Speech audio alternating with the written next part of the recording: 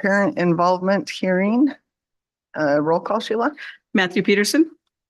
Emily Garrick. Present. Joanne Lundgreen. Present. Cindy O'Connor. Present. Skip Altick. Present. Angela Blazy. Present. Okay, and I will turn the time over to Dr. Rhodes.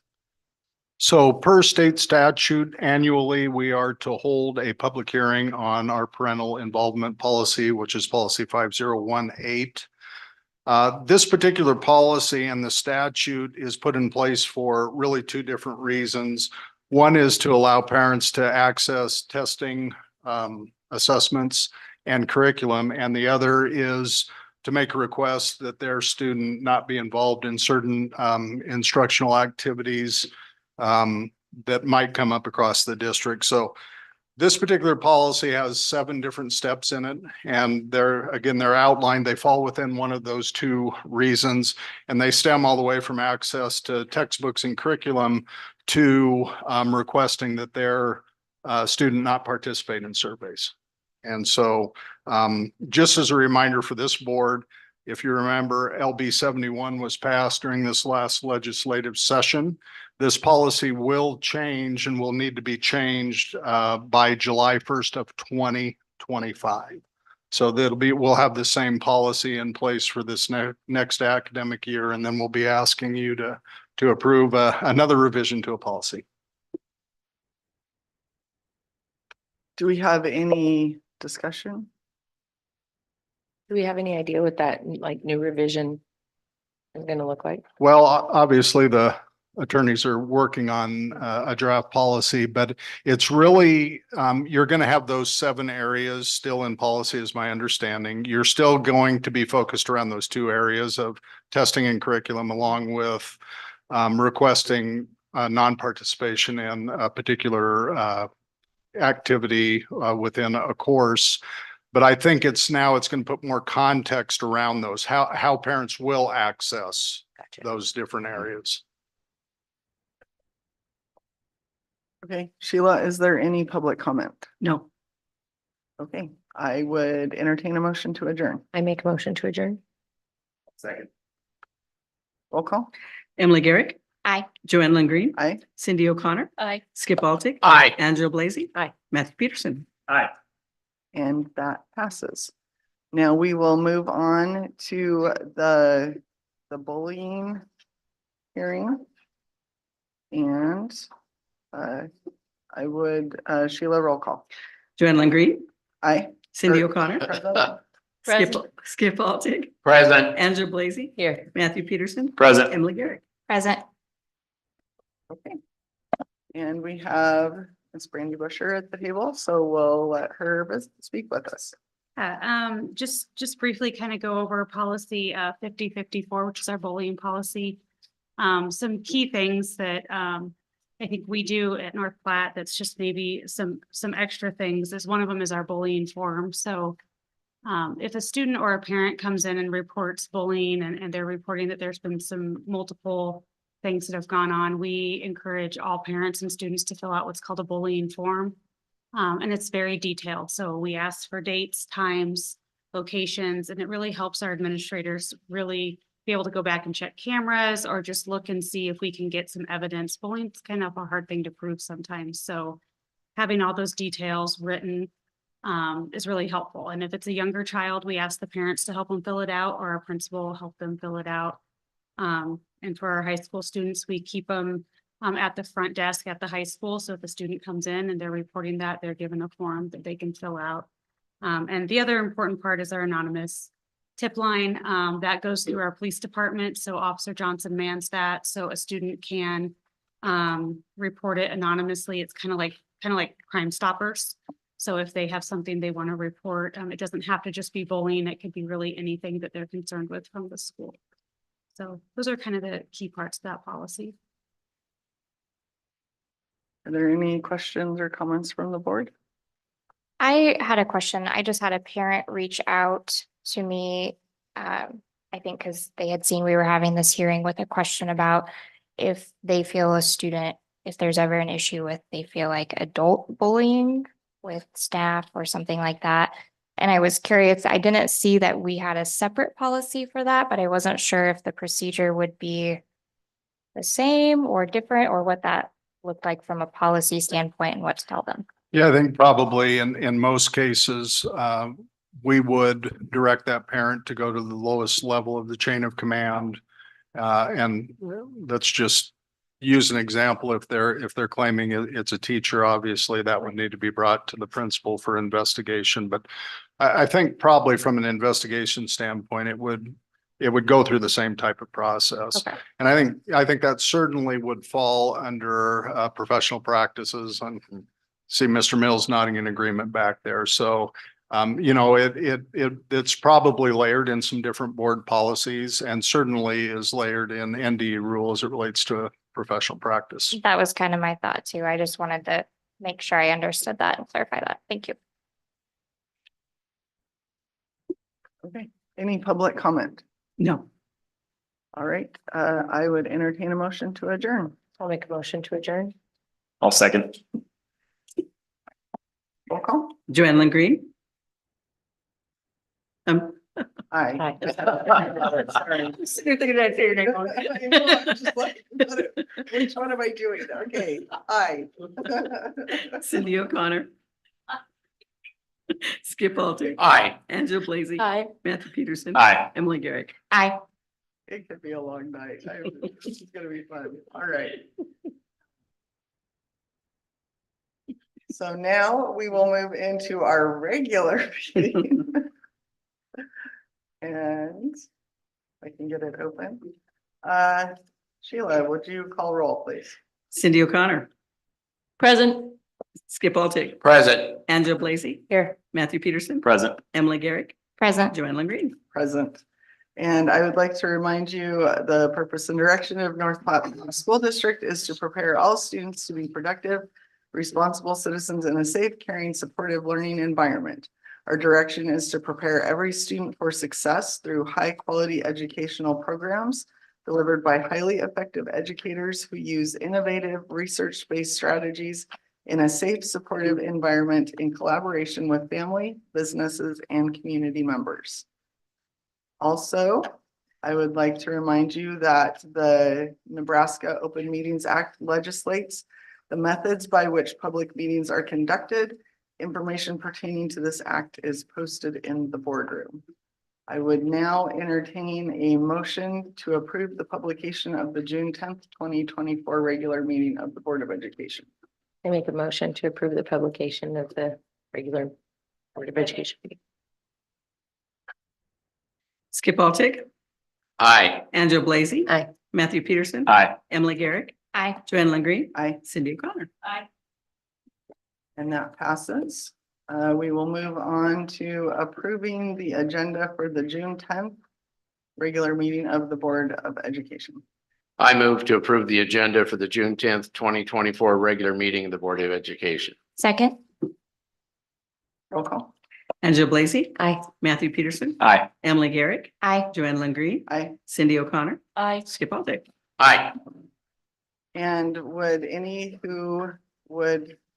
everyone please join us for the Pledge of Allegiance? I pledge allegiance to the flag of the United States of America and to the republic for which it stands, one nation, under God, indivisible, with liberty and justice for all.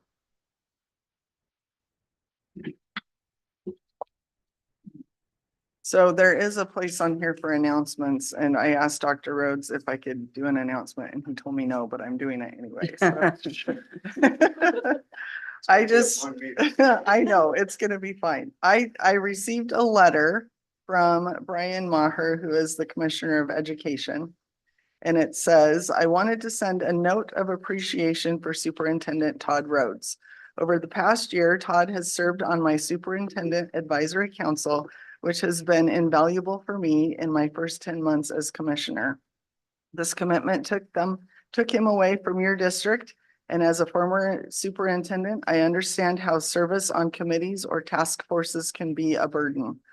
During and in between our 4 meetings, my Superintendent Advisory Council provided critical insights into statewide assessment and accountability, supported me as I made decisions on improving the department's customer service focus, and served as a sounding board for legislative and regulatory change and implementation. I can say wholeheartedly, their voices and insights have made our agency, its focus and implementation of policies better. There is no place like Nebraska for our students to learn, earn, and live. I look forward to continuing to work to improve our school systems in collaboration with you and your leadership team. Thank you again for sharing his expertise with me over the past year. Please don't hesitate to reach out in any way we can support your district. So I thought that was a really nice compliment to Dr. Rhodes, and we certainly appreciate his service on that advisory board as well. So wanted to share that with everyone. And also, I'm going to use a little bit of prerogative and congratulate Charles wherever he went. He has a new member of his family that just joined us this week. So congratulations. We'll now move on to communications, and we will have Terry Burchell with the foundation report.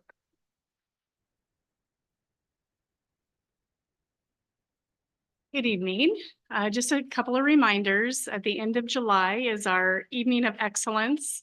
Down at venue 304, we'll be recognizing Dr. Palmer, who is deceased, but his family is planning on coming in. Ryan Mueller, unfortunately, is in Utah and unable to get away, but we do have Tracy Trigo-Dugan that will be here as well.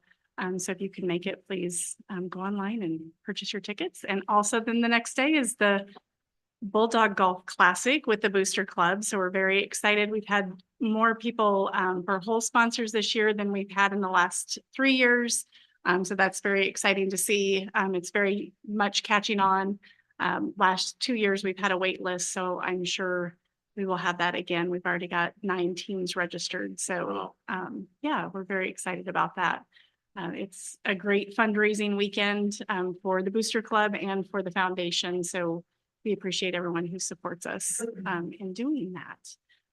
And that sit at a hole all day long in the sun in a golf court like Miss Lazy does. We appreciate you. So I also get the privilege of introducing you to the employees of the year. The foundation and the district took nominations. If you all recall, we kind of did a workup system. They got recognized in the building first, and then they moved up to the district level. Then they were brought forward for year end, and then that was put out to the community and to the school all email for people to submit nominations. I would say the consistent thing about everyone was how well they represented the district, and just the continued part of being a mentor in their school, helping their peers, and just it was amazing just to see the similarities across the different ones, whether that was secondary or whether that was a classified employee. You can tell they're dedicated to the district and really wanting to be here and have the students in mind. So as I call your name, if you'll please stand, and then we'll have you come up here for a picture. Charles Hayes was our classified employee of the year. Let's give him a round of applause. Kyle Milton at the high school is our secondary teacher of the year. Jennifer Paul, elementary teacher of the year.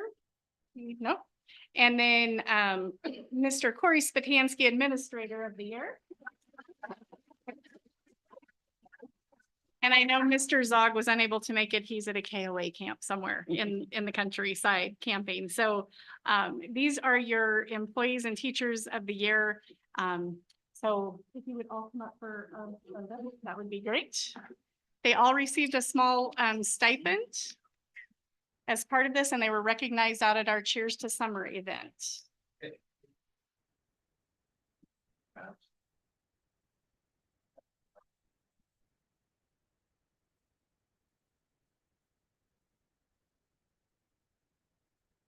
He's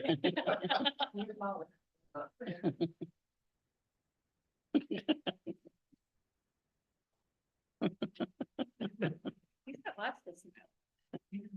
Present slept a lot though. Yeah. Yeah. All right, thank you.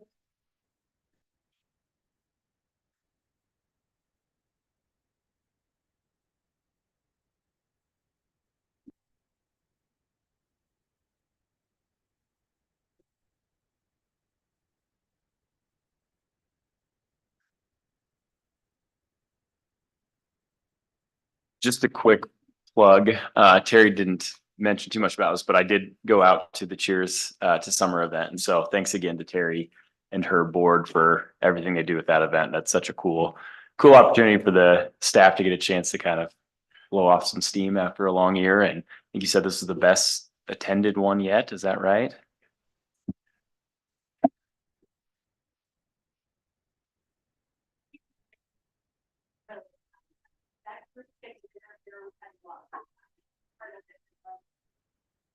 Around other educators and a lot of who've worked with them, and so I appreciate you going along and talking with them and appreciating their being there.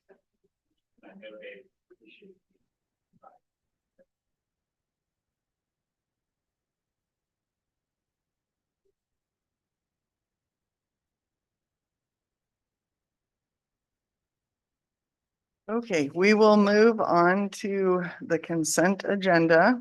Our adopted rules of parliamentary procedure, Robert's rules, provide for a consent agenda listing several items for approval of the board by a single motion. Documentation concerning these items has been provided to all board members and the public in advance to assure an extensive and thorough review. Items may be removed from the consent agenda at the request of any board member.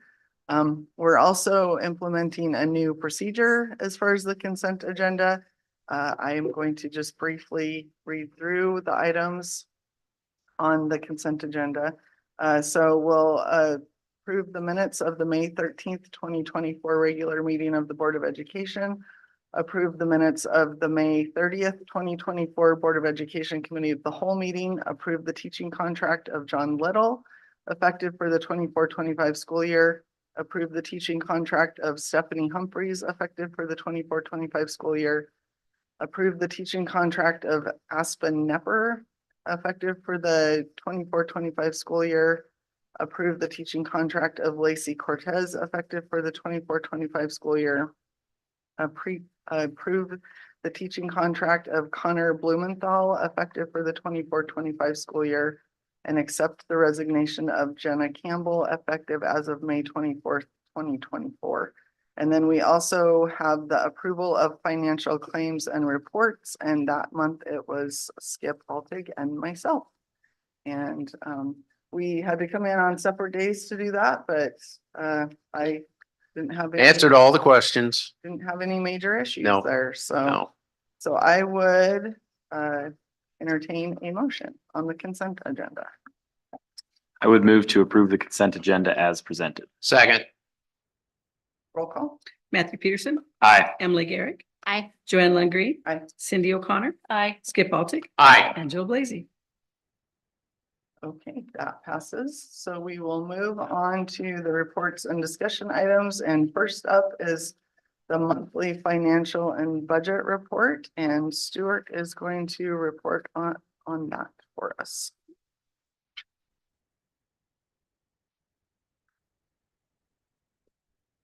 Okay, hang on here.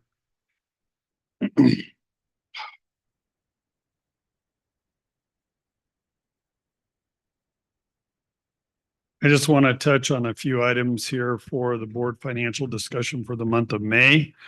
First of all, I've had this in for the last couple of months, but I just put it at the front. It's a comparison of the AFR revenue to the expenditures so that you can see over the course of at least 10 years where we have been in comparison to expense to revenue. Second of all, I did just sort of a chart. I do a chart every month on the monthly financial report, but I put this at the front. It's just the revenue that we collect by object code. So you can see that how much of our budget is supported by property taxes or state aid or then other revenue coming in.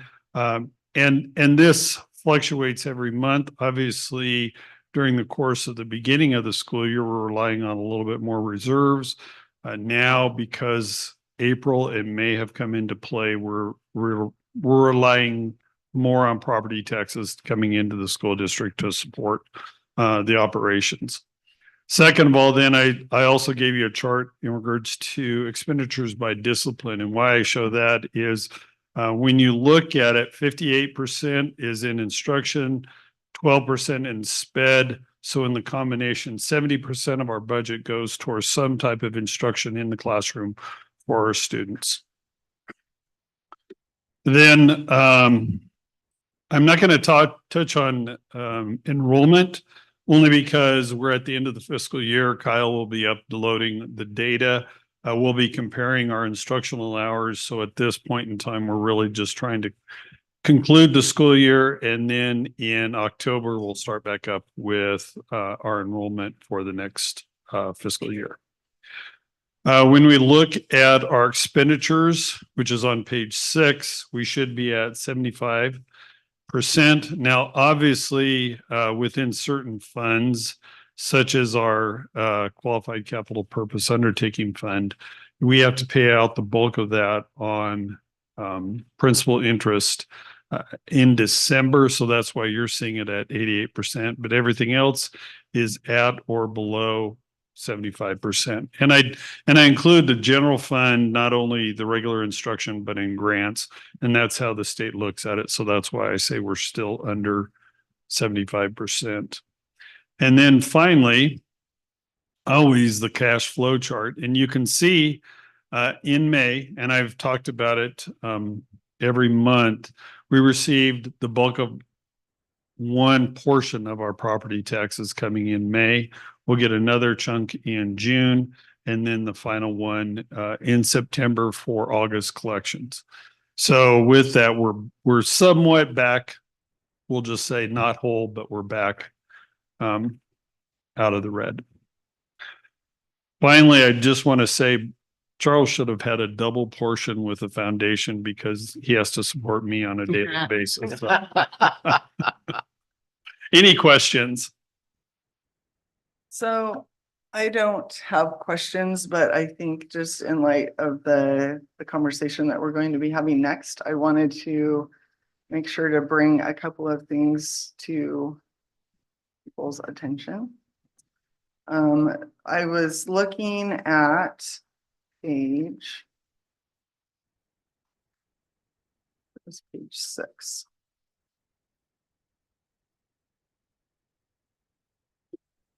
No, sorry, page 8. So page 8, and I really like, first of all, I just wanted to mention that I really appreciate Stuart and how much he has put into educating us on the budget and just different things within the budget this year. It has been really helpful, so I appreciate that. So it's interesting to me that as you look across the 2018-19 to 23-24, you can see the increase in the property taxes that we collect. And then also you can see state aid. Stuart, do you know why there was a jump in 22-23?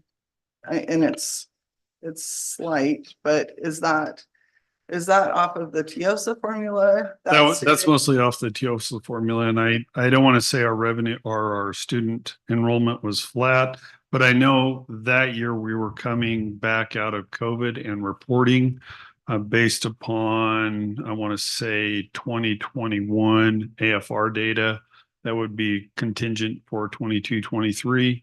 So in that, everybody had raised their expenditures at that point in time. And so we saw a huge increase in the cost per pupil for our tier of schools. And then it's sort of flattened back out and gone back down to about a 2 to 3% increase. Okay, and then tell me a little bit about state sources, just what the difference is between state aid and state sources. We get some additional revenue coming in from various state sources. Number one, SPED is a big one, and that's why you're seeing the big jump in state sources. We're getting the 70% reimbursement on special ed coming in. Plus, then we also have property tax credit money coming in and personal property tax credit coming in, which based upon the state calculation, that number will fluctuate accordingly. And then some various other revenue for just state grants that we have across the district. Okay. But one of the things I guess just to point out is historically that hasn't changed a lot and it's been pretty low. No, and even when we look at our state aid formula for next year, SPED or the special education portion is identified up in resources and it'll increase, and then obviously it'll increase on the resource side. So we're going to see next year, when all of these factors come into play, an increase in not only our resource side, but our basic funding side too, so that we can balance it out. But normally, we've always known that that has been somewhat of a flat resource coming in. Okay. And then, can you tell us just a little bit about the county portion of that? This is from county taxes that come in from fines and licenses. So that's just their portion of it that is distributed back to every school district. Okay.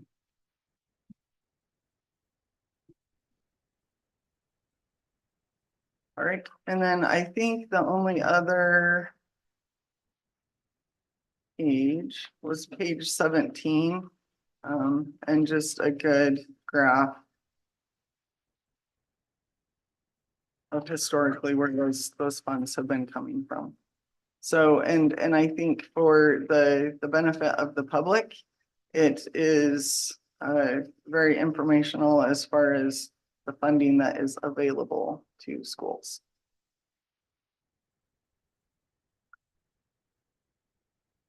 So, okay, is there any other?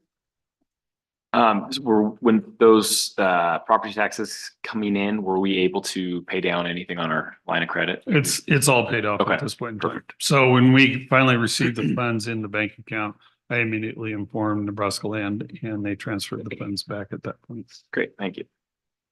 Back on page 8, where it says other, that really bounces around. What all can be put in that category? What that normally is just other revenue that comes in for the school district. It may be where we receive some funding back from a company that was giving a rebate. And so that money comes back into the general fund. So it all depends upon how much money we get back from various sources. That has no direct correlation to like county fines and licenses or other local revenue. So we put it into just other miscellaneous revenue at that point in time. Now, with that in 21, 22, I'd have to go back and take a look at the 334,000. But for the most part, you can see it all depends upon the year. But usually, we try to budget for 5,000, but it all depends upon how much money is coming in. But I have to look at the detail to just address what's in there.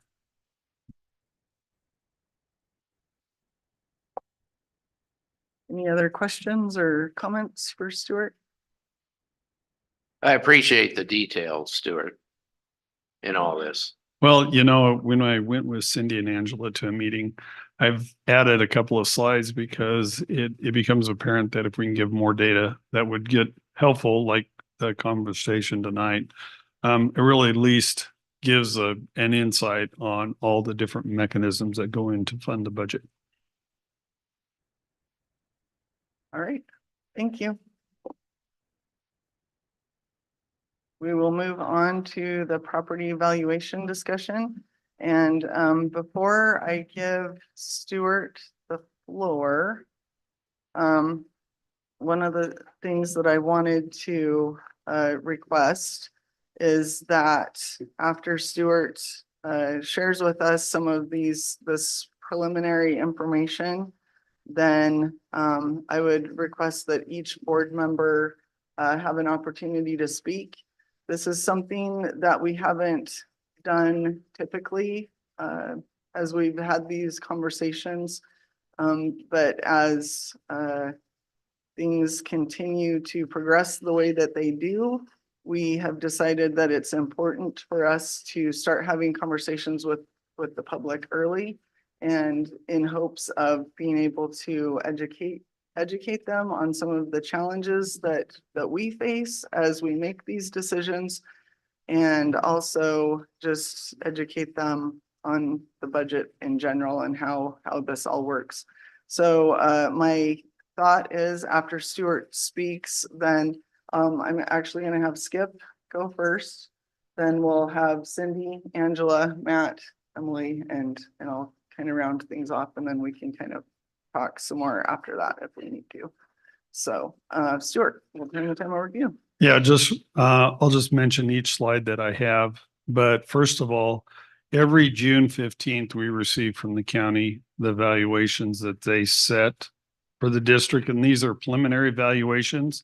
They will still modify based upon the property tax commission at the state, railroad and personal property and public service property. But this slide will give you just sort of a snapshot of what the county does to set the property taxes and where our total valuation comes into play. So last year, we know we were up around 10%. Preliminary numbers were showing 8 at that point in time. Once the county gets done and certifies the value end of, hang on here, I want to get down. There we go. And I'm not blowing it up. I'm just showing it here on the screen, but they will receive somewhat of a detail of what we saw in the preliminary numbers. And then at the property tax assessment division, they will go through and evaluate our evaluation as well as all the other school districts, all other political subdivisions, and make the appropriated changes according to state statute. So what you can see there is that the Property Tax Commission received $1,697,000 in unadjusted valuation for residential property last year. And then they adjusted it up by another 17 million because Lincoln County was not hitting residential property at 96%. Same way with ag land, that has to be at 75%, and they adjusted it up by 4.9 million. What I'm really saying is that they're adjusting it up. So not only do we see an increase in valuation, which negatively affects our state aid, in addition to that, we're getting hit by another 24 million that reduces our state aid and increases our local requirement on property taxes because of that being less than meeting the norm on the at the property assessment division at the state. So I just wanted to make note of that. And we have always gone over this with the finance committee in the past, but this is good that we're bringing it to either the board or the committee of the whole.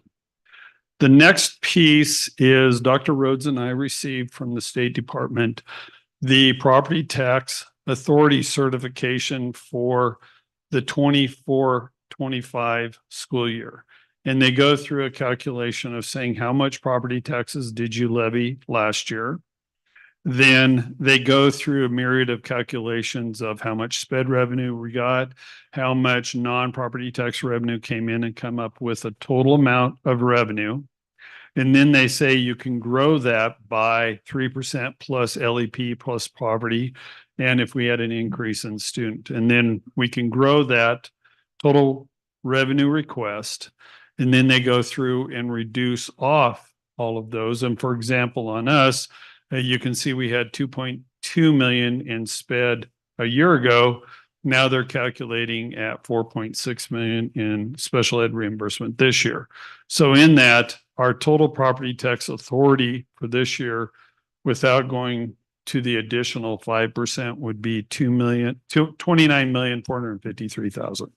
So that's where the district is set, not including the increase by 5%. The final one that I want to make note of is on the preliminary joint hearing. And this one, this is just a Stuart rough calculation. I copied last year's data and put it into a spreadsheet so I could roughly see where the board would be on a joint public hearing. And based upon prior year non-bond property tax request, plus I estimated a real growth, plus we get a 2% increase. We would have to be at 31,161,000 to actually go into a joint public hearing if we needed to. So we have two variables that we monitor leading up to August and September when we're setting the budget and setting the property tax request based upon state statute requirements. Questions about the three documents, or four, I would say.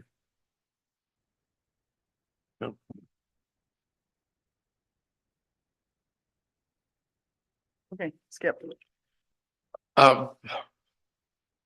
One of the things that I think people know is that we discuss the budget every month, correct? One of the other things is that we have to set a budget. We'll have a budget hearing sometime in August. And here's the one thing that I think a lot of people don't understand. We do not set the valuations for property. That is done by the county, which is set by state statutes. You know, we have nothing to do directly with valuations. That's totally out of our hand, as you know. Mine just went up again, you know, like most everybody else's. And everybody up here is property owner. I want people to know that. The other part of that is with the TIOSA formula. Make sure I get this correct, Stuart. TIOSA formula, which is state aid, basically. When your valuations go up, they believe, and this is from the state, they believe since your valuations went up, you can ask for more in property tax, so your state aid will be decreased.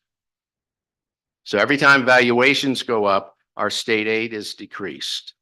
And thus, in order to meet the rest of that, we have to have an increase in what we demand or need for property tax.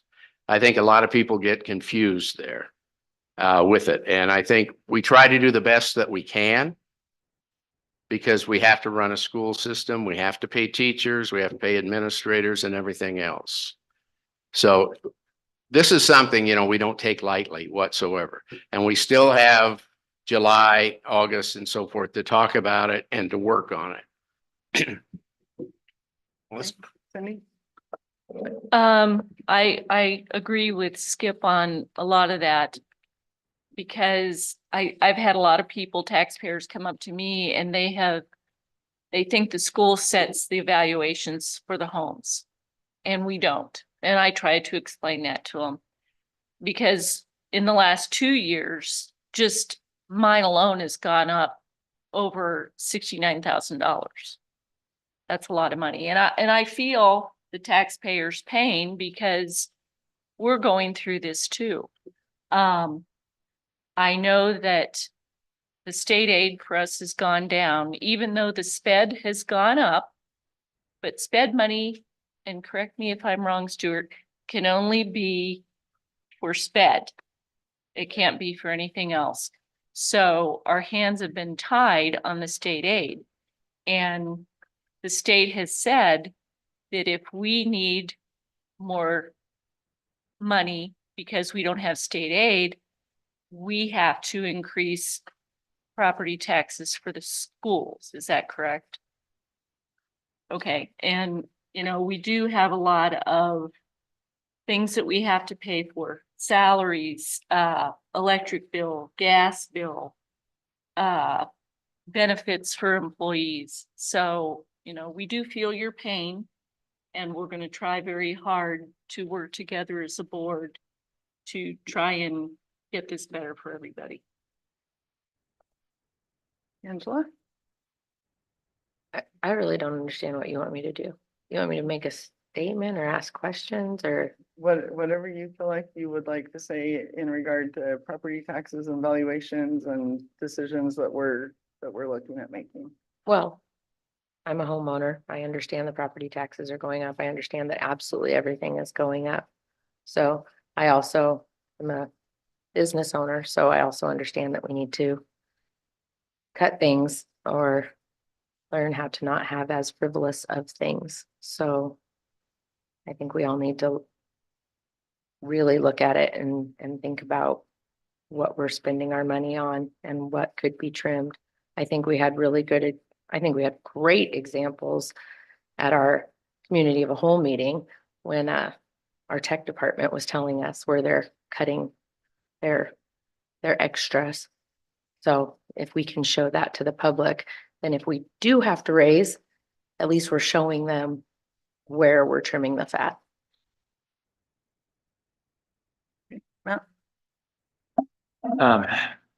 Yeah, I mean, we've obviously had a lot of good discussion here already tonight.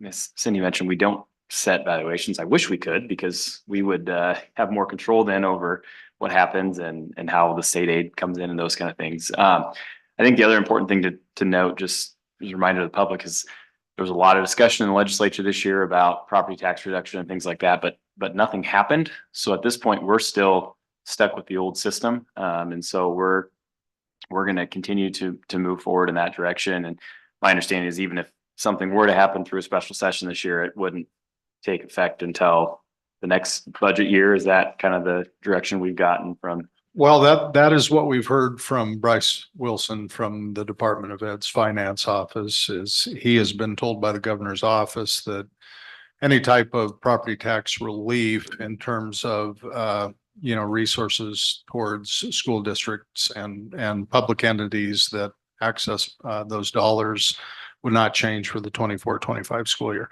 And that would be really, really difficult to find out in August, that you would have to come up with a different funding source or redevelop a budget. So yeah, I think you're right, Matt. That's what we've been told from the Department of Education. Okay.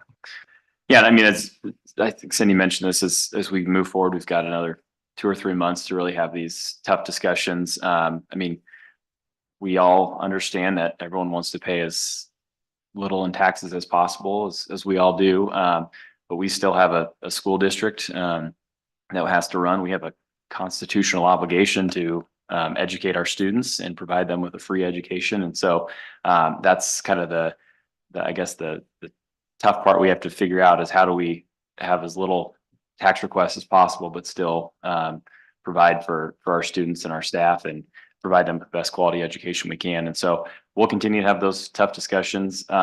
Stuart, I did have one question on the preliminary joint public hearing document. Am I understanding you correctly that at this point, and I know these are all obviously preliminary numbers and estimates, but if our actual property tax request is under that 31,299,000 amount, we wouldn't have to have the joint public hearing. Is that correct? Correct. Okay. And that's all, again, based upon the changes that happened last year with how they determined the valuation increase. Right. And okay. And at this point in time, the bad part about it is that I will not see any of this until after September or August 20th, because I will not receive certified valuations, nor will I know the real growth percentage until September or August 20th. Keep wanting to say And September. remind us, what's the date that we have to have that submitted to the state or?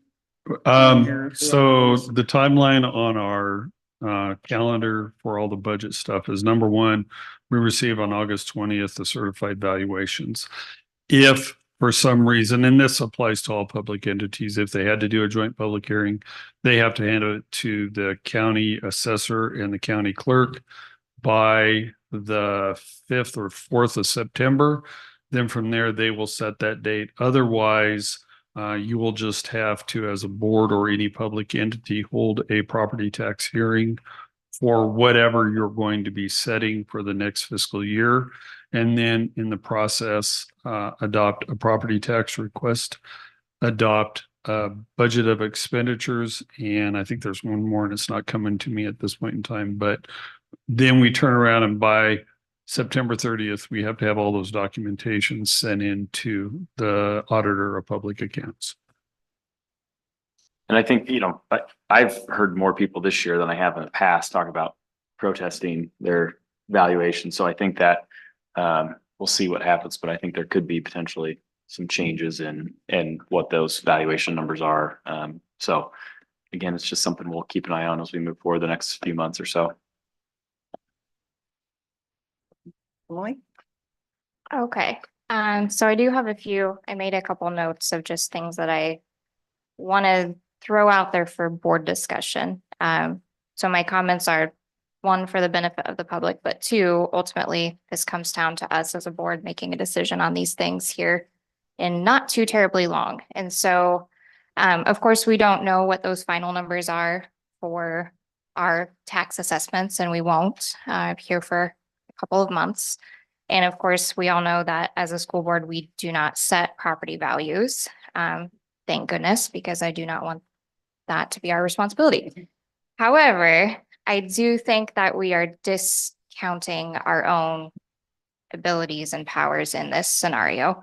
So property values are set, but after that point, the ball is in our court as a taxing authority, as it is with the city, the county, and those other entities that have that power. So actually, our policy, and I read this last year, but I want to read it again because as a board, we set our policies and it's our job to make sure that we are following them. In policy 3001, budget and property tax request, there is a section titled Increase in Total Property Taxes Levied. And this is what it says. If the annual assessment of property would result in an increase in the total property taxes levied as determined using the previous year's rate of levy, the district's property tax request for the current year shall be no more than its property tax request in the prior year, and the district's rate of levy for the current year shall be decreased accordingly when such rate is set by the County Board of Equalization. So I read that because we do have a lot of control and power in this situation, and we're all feeling that crunch when we get those postcards in the mail. Like, I literally groan in agony just thinking like, dang it, we have to make this payment again now. And so we all get that. We all feel that. We've all probably received the stops in the grocery store over the past week or so of people complaining. I've gotten phone calls, I've gotten emails. Like, that's all very real. We're living in that same world, but it's important for us to realize as a board that it's actually our duty laid out in our policy for us to lower our levy so that the tax is not increased on our community. So if property values go up, that levy should go down so that we are receiving, by in this policy, the same amount of tax dollars from our community and they're paying the same amount. Now, obviously, we can't control what other taxing authorities do. So there's still a possibility they would raise their levies, but we do tax the most of any of them. So we really do have a lot of control that we can do. So I want to challenge the board to take ownership of our part in these decisions. I also really want to challenge us as we are looking at a budget. I think that we definitely, last year we talked about having to make cuts in certain places that may have been uncomfortable for some of us, that may have made some parents not very happy, but ultimately a lot of those cuts didn't end up happening to the extent that we thought they were going to. And so obviously there was some fat that we were able to trim, for lack of better words there. Angela put it very nicely. So I would challenge us to think about those things when we're setting a budget. In my opinion, it's better to look at what do we need to provide a great learning environment for our students? What impact do these things have on student learning? And work up from there, rather than looking at what is the max amount of dollars that we can tax our community without having a hearing and then working backwards. So I think we really need to dive into those things. We need to have the hard conversations. I think we're going to keep hearing pressure from the state that we need to take ownership of our part in this locally. And my concern is if we don't step up and do that, there are going to be things that happen that we're going to like a whole lot less than we like cutting budgets. So I think we've all seen some of the tax options proposed. I think our community is starting to lean towards a lot of those options if it came to that point. And I would just encourage us to take these conversations very seriously and to do our due diligence to try to ease that burden on our community. Also, I would like to say that Governor Pillen will be out at Mid Plains on the North Campus, and he's going to have a property tax for town hall. And that is on the 13th. And I think taxpayers should go to this. And so that kind of brings us to the reason that we're having this conversation now is just because we do want our taxpayers to be aware of the things that we're talking about and the things that we're aware of. I did a little bit of looking into some of the town halls that Governor Pillen has already had. He has already had, it looks like 8 or 9 of them. And he did an interview with 1011 News just the other day when he was in Grand Island. It was on Thursday or Friday, and he mentioned that he is planning currently to have a special session in July before school starts. It would be either late July or early August. And he is still encouraging the legislature to cut property taxes by 40%. One of the things that I agree with the governor is that we all need to do our part. I definitely think that's something that needs to happen, but I also hope that the state will step up their game a little bit. I know that they're pointing a lot of fingers right now at schools. One of the things Governor Pillen mentioned back in December is that he was proud to say that Nebraska had risen from number 49 in the nation as far as state aid to schools to number 27. And that was just based off of the additional support that they were giving to special education. However, the one thing that I would say is that we were number 49th in the nation as far as state aid for a long time, at least as long as I've been on the board, and I'm in my 10th year, and I think probably a little bit before that even. And so the state has not historically carried their portion of support for schools. And so I really hope that they will get it together a little bit so that we can feel some relief. There's a lot of things that are happening in North Platte, and we're looking at growth. However, we are also prepared to have the hard conversations of what it might look like if in the meantime that we had to redo some of the district boundaries, maybe do some things a little bit differently with the way that we're running our schools. And those are not going to be pleasant conversations for us or for the public who it's going to affect. And so I'm just hoping that people will be paying attention so that they know what's going on, and when these changes take effect, that nobody is caught by surprise. So is there any other comments? I think one other thing I forgot to mention that's important for the public to know is we're different than a lot of the other political subdivisions in taxing authorities because we don't have, we have got our state revenue, we've got our property taxes, and then we've got some grants and other sources. We don't get anything from sales tax. We don't get anything from some of those other revenue sources. And so that's again something we have to consider when we're setting our budget and our tax requests as well.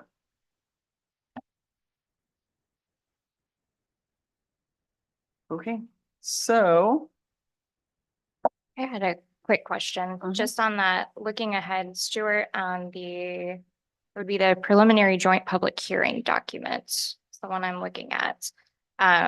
Obviously, we don't have our valuations, and so this is just like 100% hypothetical here. But if valuations had not increased at all, which we all know they have, but unofficially, if they had not, looking at that 31 million number there, what would that impact be like on what our levy was last year? Would that raise our levy? Would that lower our levy? It all depends upon valuation. So if valuations remain flat, obviously that would raise the levy at this point in time, because if you raise your property taxes, valuations remain flat, then your levy is going to go up at that point in time. Okay. But obviously there's multiple factors that are going to play in not only to this, but everything else that goes on. And I guess speaking to that, as you talk about levy, North Platte Public Schools or all the other political subdivisions do not set the levy. We know what it will be, but we don't set the levy either. We don't set valuations. We don't set the levy. That's at the county level at this point. Right, but it's based upon our request Calculate. for, Correct. yes. Correct. So we have an idea, but it's Right. kind of an estimate until they finalize everything. Correct. One final thing that I will mention too is just that the governor has also suggested that a future plan could be that the state would take on more or all of the local obligations to fund K-12 like they did for community colleges. And my comment on this is kind of the same as the EPIC tax. That one of the things that I think people need to be aware of is if the funding is coming from the state, then we will be losing some of the local control as well. So that's just something to kind of keep in mind. So, okay, we will move on to discussion on board policy 4041, and we'll have Mr. Mills share with us. the thoughts Good on evening. that. I'm here not to talk about taxes. Something a little bit more exciting. Want to discuss with the board this evening, bring up a discussion about staff dress and appearance of our policy number 4041. The attire worn by staff members conveys important image to students and the general public. The appearance of professional staff members shall be appropriate to the assigned duties and indicative of their professional standing in the school community. This past year, Dr. Rhodes, Stuart Simpson, myself, MPA have met on many occasions. And one of the conversations we've had on several occasions is dress code and to talk about that. So we've been all over the map with it. And where we've come down to now is I made a suggestion, Dr. Rhodes tasked me to look into this, of changing it from what we know as business casual to what we're going to know as business comfortable. So let me give you a little background for kind of where this all came from. If you think about this, the casual dress really started, probably 10 or 15 years ago. And then about 2019, 2020, guess who entered the workforce? Millennials. And millennials are obviously the largest population working right now. So as they began, they surpassed us type of boomers in numbers, and the trend for moving away from the more formal attire is growing to the, to suit the employer's needs a little bit more. So if you think about that, there's been a lot of companies past 5-10 years that you see a lot of different change based on the workforce that is currently working. The second big part of it would really be the pandemic. That raised the ante again at transforming what people wore to work. The industries across the country adapted to the times to support it. And so the trend has now become what we call business comfort. And with employees returning to the physical places of work, which many did after the pandemic, there's been a major change in how people work professionally, and as obviously as they do on the weekends as well. So there has been a more casual piece after those type of events have happened. I looked in a little bit more things from from Generator Z and the millennials. One piece I wanted to share with you real quick. The landscape of business attire has undergone a significant shift with the rise of millennials and Gen Z in the workforce. Traditionally, the suit and tie and formal attire was a standard uniform symbolizing professionalism and authority. However, these younger generations have ushered in a more relaxed, versatile approach to workplace fashion, redefining the once rigid boundaries of business dress code. So you're wondering what does that actually mean? So we came up with a couple of things of how that would actually look. So here's what we've come up with. So we're trying to think about business comfort as a blending of your work and after work and weekend wardrobe. Something you can wear to the office, but also works when running errands on Saturdays. So I kind of made a list of what's acceptable and non-acceptable, because that's what people want to know, right? What can I and cannot wear? Pajama pants, absolutely not. Jeans are fine, but not ripped or torn. No, absolutely not. Flip-flops or slides, if you work at a lifeguard, sure, but not at the school. The beat up shoes that you wear around the yard, also a no. Sportswear, again, if it's too overly baggy, that probably wouldn't be good, but more of a sportswear. So the big part that's come up is something called athleisure. So staff can incorporate a few upscaled athleisure items into their business comfortable wardrobe, provided obviously that they fit well. One other place that we really landed on hard is hooded sweatshirts, the classic football hooded sweatshirts. We do not want those in our schools, and we want to leave those for Friday nights. So what we have seen is schools trying to hold the dress code, and some principals working really hard to make sure that dress code is up to par as we have in policy. And then what we have found over and over, talking to MPA, talking to administrators, we're kind of bringing teachers back. Teachers are professionals. I think we can all agree on that. Teachers are professionals, and they should be given the autonomy and trust unless they prove otherwise. So then the conversation is more of a conversation than that reprimand. So how we look at this, and I bring you for a discussion today, is that we're all in this together. And I think for those that have been around for a minute in education, and we've seen that trend. I mean, I've even seen the trend in my own self. I wore a suit when I first landed here 5 years ago, every day of the week. So I've even changed a little bit of dress code. So it's not a huge change other than the word of business casual to business comfortable, but I wanted to give you some background of what that background would really indicate. Questions? That was a lot. So are they wanting, is the staff wanting like to wear jeans? Is that their biggest concern? There's a big, if we're out in the schools a lot. So we see jeans quite often. Absolutely. That's one of them. Well, I think maybe that's a question. We do have some NPA officers back there. Do you want to answer that question? What you hear from your membership? Yeah, come up to the microphone.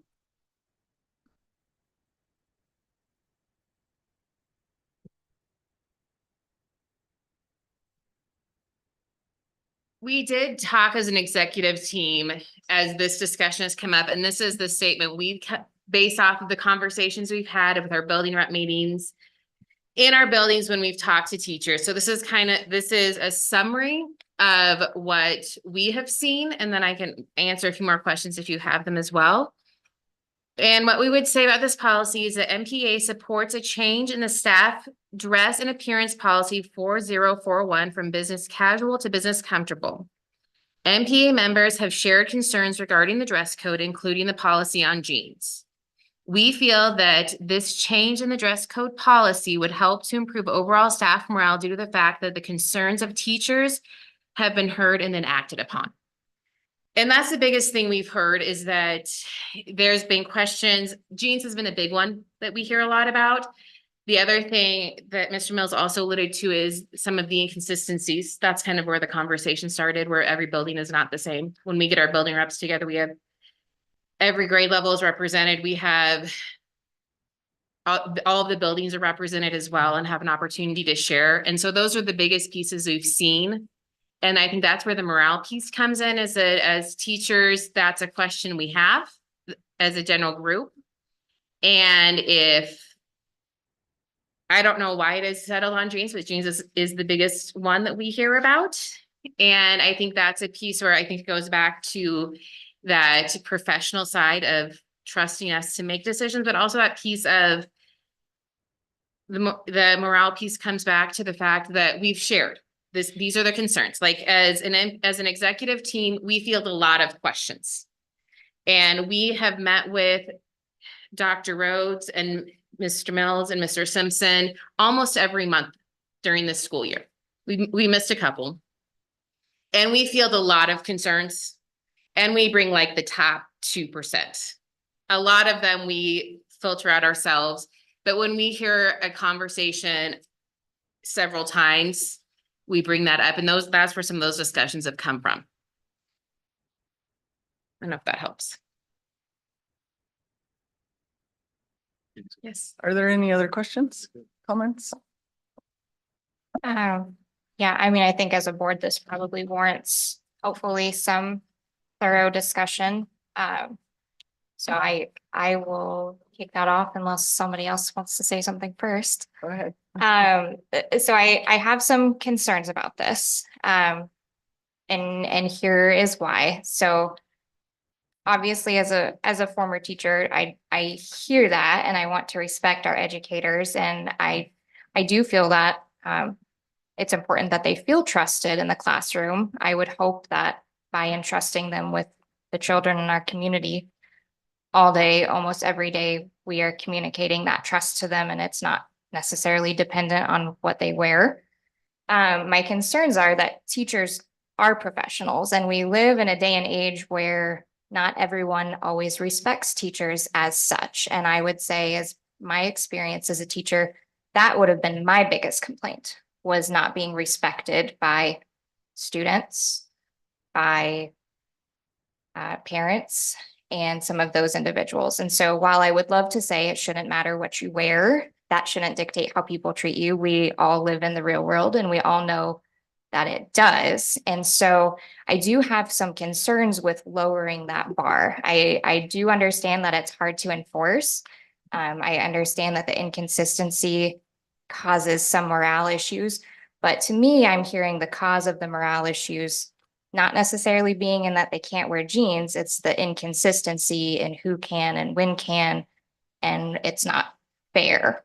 And so I think that is something that we can address, hopefully, in the way that things are implemented. But I do have some real concerns. And, you know, I taught middle school, and I'll be honest with you, if I wore jeans, even the most professional jeans and a professional top, if you had walked in my classroom full of me and a bunch of eighth graders, you would not have known at full glance or first glance who the teacher and who the student was. And I think that that is an important thing when we walk in. It should be very evident who the professional in the room is.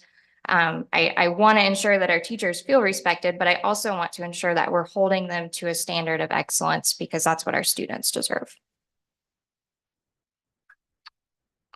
I think for me there's a couple of things. First of all, I think if we make this change, the policy still specifically says that it needs to be a clean and professional attire. So we're still going to have that safety net there, where we're still going to make sure our teachers are professional and those types of things. To me, the most important thing for our teachers is that they're educating our students the best they can. And so I don't think that the changing of this would change that. In fact, it sounds like it might help that, because if we have teachers who are happier every day when they're coming to the classroom, I think I could see that being conveyed within the classroom and hopefully trickling down to our students. I've also seen, my industry is a little different, because within court, we have very specific requirements of what we have to wear, and that's just set by the court. But I've seen in other professional industries, I've seen a change. I've seen a lot more jeans in places where we didn't used to have that. And so I do think it's a change that's happening when we're trying to recruit and retain the best educators we can. Even something little like this might potentially put us over the edge over another district. And so I'm supportive of this. I think it's great that we've been able to collaborate with NPEA. I think it's great to have had these discussions prior to coming to the board. This also doesn't take away the ability, if a teacher wants to continue to wear business casual or even more formal than that, they still have that ability. And so I'm supportive of this. I assume building level and administrators have been involved in these discussions as well. Yes, sir. Yep, we presented this at our last ADCO, had a pretty long discussion about it. Actually, we've talked about it at multiple ADCOs throughout the last year and a half, just in terms of professional dress and attire. So, and I do agree. We have a great relationship with NPEA. And I think probably that would be a correct statement, that this probably had been on every one of our agendas that we've had over the past school year. So I just think, education's as hard as it's ever been. I think teaching is harder than it's ever been. I think, I think kids have great needs that, that we're there to help support and grow. And, classrooms are a little bit different in terms of the activity that goes on, probably more so particularly elementary. But the ability to be flexible and, potentially get on the floor with students and do some of those things. And I do hear this at home. I'm married to a kindergarten teacher. So, I kind of know what that wardrobe looks like for her. So, I don't think it lessens. And I think cabinet members would tell you that I've struggled with this for the last year and a half, because when I was first teaching, my mentor was very clear on how I would dress as a teacher. Now, having said that, that's been 32 years ago.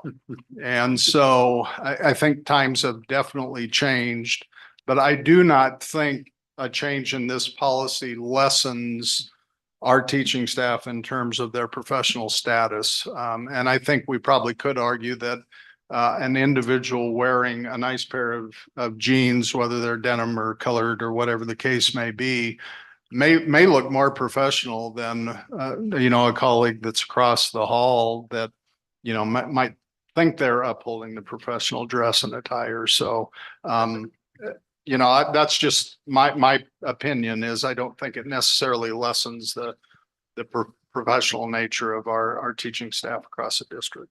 When I started teaching, which will be 47 years this fall,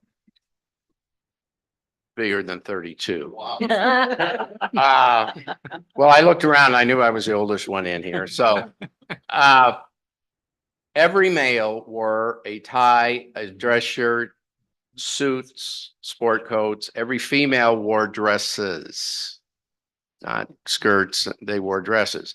As things evolved, I saw how that changed. And specifically, I'm going back further than what you talked about. I was going to say it started in probably the mid-90s when a lot of the ties started disappearing. Ladies started wearing more slacks, that type of thing.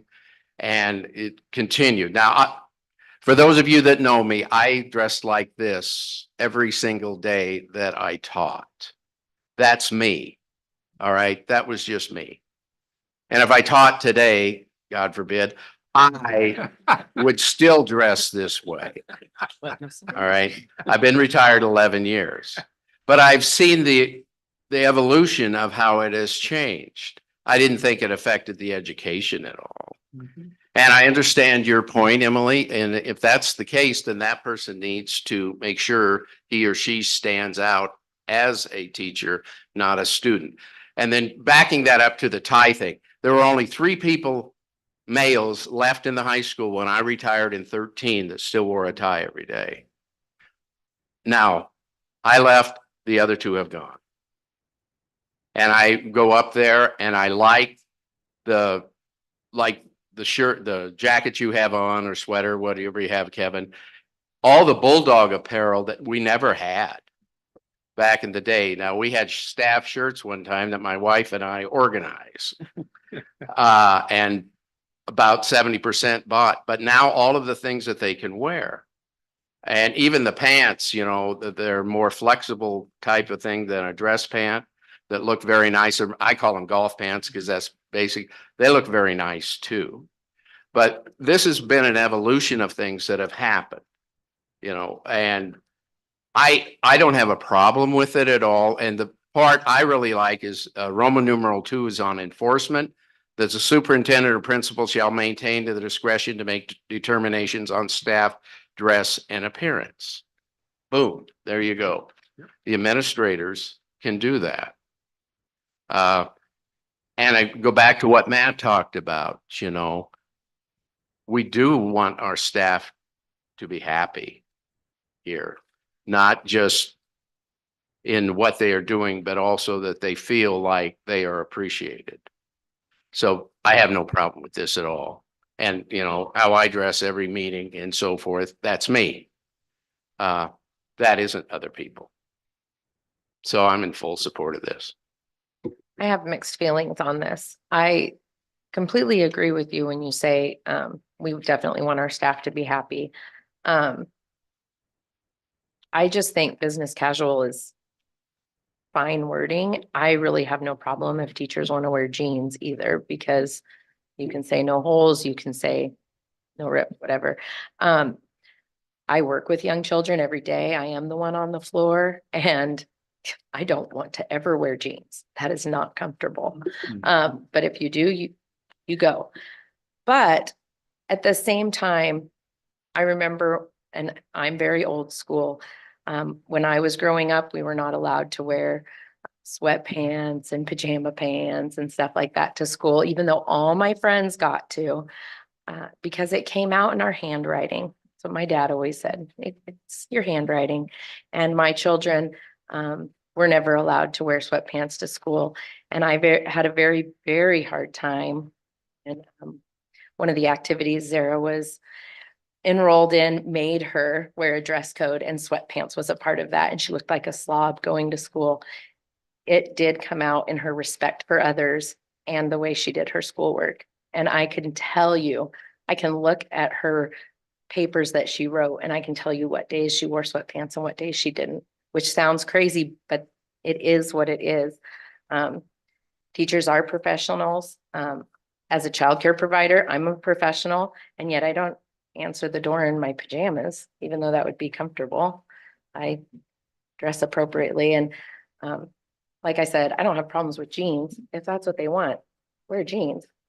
But I do think putting comfortable in there is just, seems like we're lowering the bar. One of the things that I heard is that there was a real problem with consistency. And that word struck a chord with me, because if that's consistency, that's administration at the building level and at our level. If we need to go over that and make sure that everybody's on the same page, then maybe that should be something when people come into our district that we talk to them about. Maybe that's something we should do at the beginning of the school year when we have all the teachers together and set those expectations. Because even though people don't rise to our expectations, doesn't mean we need to lower them. I kind of agree with Angela, because I am old school also.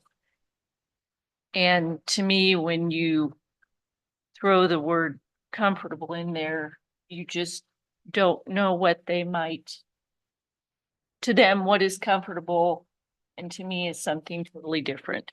So, and then I still worry about the ones that say they'll wear nice jeans, but then they come in with the holes and the rips. And so I have concerns about this. Well, and I've been in some of the buildings before where the teacher looks really great. She does, but she's walking around barefoot. And I know that that's not on our dress code right now. So, you know, yeah, comfortable to me is a blanket on the couch and sweatpants and a t-shirt. But I think we're forgetting though that there's that word business in there still. It's not, we're not changing it to comfortable. It's business comfortable. So there's still, I mean, there's still going to be some requirements, and we still have that administrative prerogative of if there's concerns, they can still address that. So I guess you're right. I do see that and hear that, but I still worry about the consistency. That seems like a whole different topic than the policy altogether. Yeah, I think if the concern is stemming from consistency, I have a hard time seeing this as a solution to that problem, because I actually feel like it opens a whole nother can of worms of, okay, we use the term athleisure. Okay, well, what is athleisure? Is that, I mean, that can be such a broad spectrum. So to me, business comfortable is way more difficult to define and hold people accountable, because what's your definition of flip-flop, and what's your definition of those are my old ratty lawn shoes? Well, no, they're not. These are my nice running shoes, because I'm going to have to chase after that 7th grader running away from me in the hallway. Like it's very open to interpretation. And I really am concerned that it could make that problem worse. I don't know that it's the answer. I think it's definitely warrants a conversation. I want our teachers to feel heard. I think if this is several conversations, like that's totally fine. I just think it may make the problem worse rather than making it better. And I think you're always going to, in any organization, have people that push the boundaries. And that's why we have boundaries. That's why we have something that we hold people accountable to. So if we lower it to business comfortable, are we going to be back here in 3 years because we have teachers that are now wearing nice athleisure sweatpants because that's their definition of business comfortable? And now it just, I want to make sure that we are consistent, but that we're also still adhering to having a high enough standard that we have boundaries that people are expected to follow. So if the wording is part of the issue, what are the thoughts on if it were to be changed or left at business casual, but then the procedure is changed to allow certain items of clothing to be worn? Trouble with when you list items is you forget things and they can always be added. And so having a list to me would not be really good at all because of that. You know, you always want, you think you have everything and then you don't. Well, yeah, because an example could be like leggings. Right. You don't want someone wearing leggings and a little short top, but if they have leggings under their dress, it's no big deal. But I understand that. I think we should find out if it's more of a jeans or if it's more of the consistency on who gets to wear them and who isn't right now. Because if that's the case, I mean, I have no problem, like I said, with jeans. And then nothing really needs to change. We just say jeans are allowed with no rips, no holes. Fill out your definition. But if it's consistency, we need to talk to the people in charge of keeping that consistent. This is just a discussion item. Now, are you planning to bring this back next month for an action item? Well, I think in light of this discussion, we would put it on the June committee of the whole as further discussion. Okay. And then I think our intent absolutely would be to bring this as an action item, requesting approval for the Okay. revisions to 4041. I think, yeah, Most I think, likely at the July meeting. Yeah.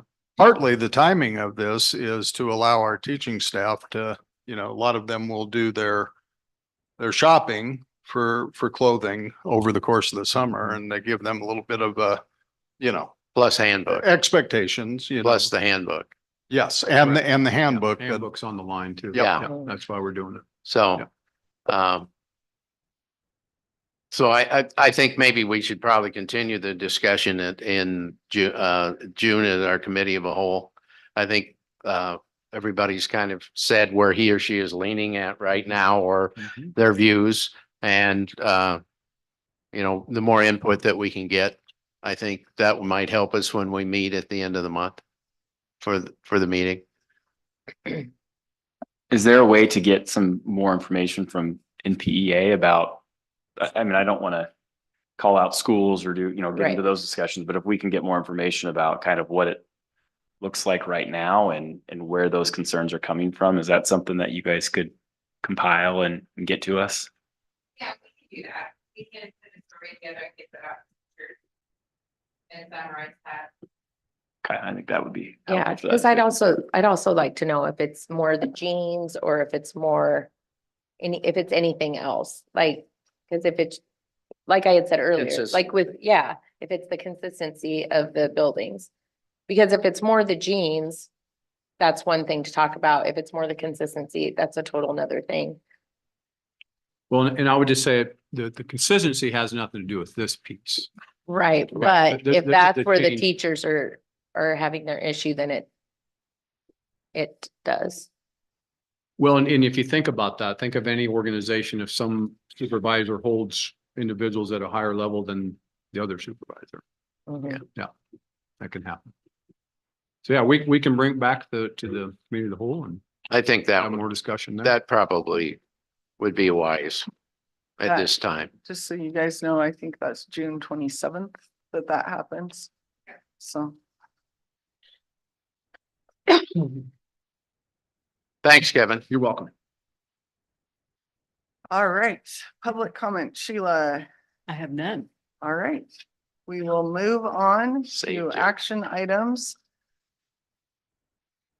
I think in light of the time that we have spent on our other two discussion items, three discussion items, I think I would like to request that we move 11.4 to the committee of the whole, just because there's a lot of policies there.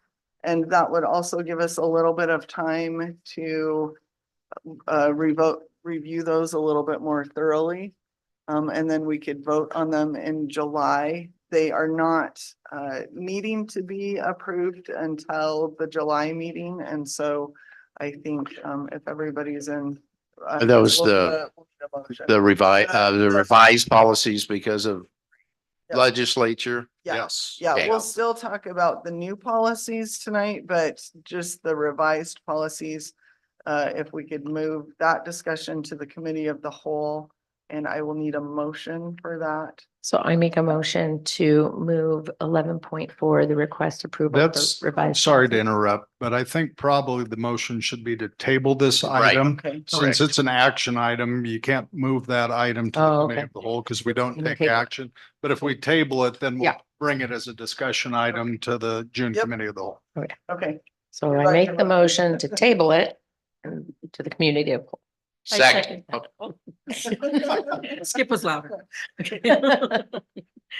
Emily Garrett. I think the motion, sorry, I think the motion should just be just to table 11.4. Okay. Not put any specific Right. timelines or anything. Oh, Right, okay. just Okay, table so I 11.4. table it. Just move to table 11.4. 11.4. Okay. Skip a second. Okay. Okay. Emily Garrett. Aye. Joanne Lingery. Aye. Cindy O'Connor. Aye. Skip Alter. Aye. Angela Blaze. Aye. Matthew Peterson. Aye. Okay, now we are going to move on to 11.1, request removal to amend the 24-25 school calendar. This has to do with our graduation date. And what we are looking at is that we have students that would be affected by this because the district, specifically baseball, would be happening the weekend of graduation. And this is something that honestly we have dealt with a lot with state track and some of the other events. And so while it was nice to give it a try on Saturday for a couple of years, it is creating more complications than it is creating benefits. And so the recommendation right now is to amend the 24-25 calendar to move graduation to Sunday, May 11th, which, yes, it is Mother's Day, but I think that we can all deal with that. We have in the past. And so I'd just like to entertain any discussion. So is this something that will be back to Sundays all the time? My assumption is yes. Yeah. I think it was early spring when we found out when those district dates were scheduled. So Mr. Johnson had visited with Mr. Spatansky and myself. Of course, this year, in our first year of baseball, our boys did really, really well and made a district final. And so I believe we have 7 or 8 they are seniors now that are on the baseball team. So it'd be affecting about that amount of kids if we kept it on Saturday. I think historically, and Skip would know this better than I, but I think soccer had been the reason that we had always had it on Mother's Day originally. Yes. And then soccer got moved off of that weekend. So the last 2 cycles or maybe it wasn't moved and we just didn't consider our soccer team's making it, advancing it that far. But I would assume that when soccer and baseball and tennis and Yeah. all those things are happening, the third week is always state track. And so we typically got to stay away from that. But I would think in the future, we're back to Sunday that is Mother's Day. So then does districts only go up till Saturday? Like Yes. it'll never go into Sunday? No, they never have, and they do in their NSAA regulations talk about rain. If Mhm. it's rain, that they can move it to Sunday, but that's a rarity. But otherwise, no Sunday competitions can be held. And based on this item tonight, Mr. Spatansky does have communication ready to go out to those senior parents and those senior students first thing tomorrow morning. So I think it makes sense logically to go back to that. Is there any concern about doing this for the 2024-2025 school year when parents may have already reserved things and requested time off work if needed and those types of things? We did talk about that. Yeah, we were Yeah, I gonna know. open up I your missed the office in meeting. your Yeah, backyard. we talked for about that people to- because that was a big concern when we actually moved it to Saturday. I got several calls about that.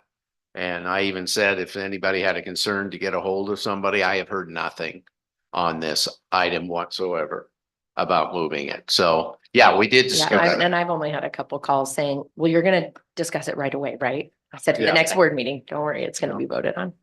Yeah, I think I did see, so there were quite a number of comments on the Telegraph's Facebook share of the article that they wrote. Now, whether or not those were people who were firsthand impacted or they just wanted to be upset on the internet about something, I'm not sure of their relation to the issue. But I do want to say, like, we have been discussing this. We discussed it at committee of the whole fairly in depth. And it was published. And I have not had a single person reach out to me as a Yeah. board member. So I do think there are people impacted by it. I think they are concerned. I would, if they're listening right now, I would encourage them that in the future, when they have those concerns, please reach out to the board so that we hear from them. Because as it stands right now, I've Yeah. not heard from No. anybody. So, I think we have the difficult task of making decisions that impact an entire district of people, and there's never going to be a perfect decision, but I think we do the best that we can and in the timeliest fashion that we can. And I think in this situation, this is probably the best that we can do. And Well- we don't want our kids to miss graduation. Exactly, we've moved, And that's bottom line to me. Yeah, we've had kids where they've had to almost miss prom, like, and that's a big deal too, but this is graduation, Right. so. Well, and Stuart did look at the calendar and said that soccer potentially does have on that Saturday has, I think, some semifinal games or something like that. Stay. Friday and Saturday. Okay, so yeah, so there's potential for other activities as well. So I guess with that being said, I will make a motion to amend the 2024-2025 calendar to move graduation to Sunday, May 11th. I Second, second. Roll call. Trying to decide who win that one. Cindy can have Okay. it. so we can have- Cross. Joanne Lungreen, Aye. Cindy O'Connor, Aye. Skip Altick. aye, Angela Blazy. Aye. Matthew Peterson. Aye. Emily Garrett. Aye. And that passes. So now we will move on to the request for approval of the amendments to the NPPA negotiated agreement. And there are several changes, and I will let Stuart and Dr. Rhodes talk on those. So when we adopted the negotiated agreement in January of this year, we did make the comment and statement that we still had to meet on extra duty and work through the process because there was multiple changes, and we can probably talk about baseball right now since we just got done, that we needed to incorporate that into the extra duty schedule. So with that, we had multiple items that we wanted to sit down with the committee and work through. So with that, I do want to say, number one, Jacqueline Mraz is here. I've worked with her for multiple items on this negotiations as well as extra duty. So her and I have tag teamed this extra duty committee, but I want to say thank you to Amanda Marquette, Brian Watkins, Joshua Bruck, Angela Blasey, Brittany McDaniel, Carol Hawley, Jacqueline, Jamie Tapman, Janet Henney, Janelle Euling, Kevin Mills, Lenore Weatherly, Marie Brocious, Travis Otterkirk, Brett Jonason, Kurt Alteg, Kathleen Craig, Michael Buchanan, Matt Peterson, and Skip Alteg. That group we met in February, we met in March, we met again in April. And then Jacqueline and myself sat down and took all the data from this group and put it together in the document that you have. And then we sat down with them in May, at the end of May, before coming to the board meeting, to make sure that we have everything addressed so that we could say, now we're going to amend the negotiated agreement for extra duty. And I want to make a comment about that in a minute here, but we're going to amend the negotiated agreement for extra duty so that we could get everything taken care of for the 24-25 and 25-26 school year on extra duty.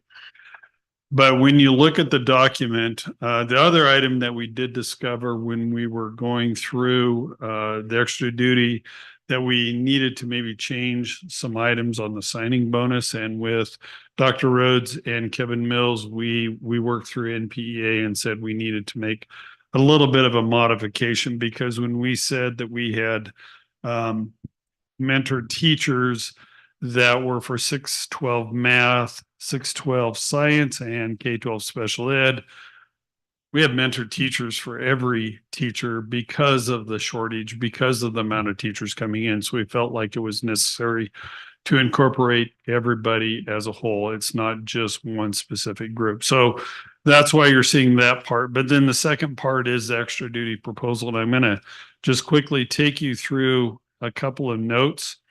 Number one is that we had a discussion in regards to coaches and sponsors during the summer months, in regards to what they're doing with camps, as well as helping their student athletes getting to that next level. And I should say students in general, because we do have band.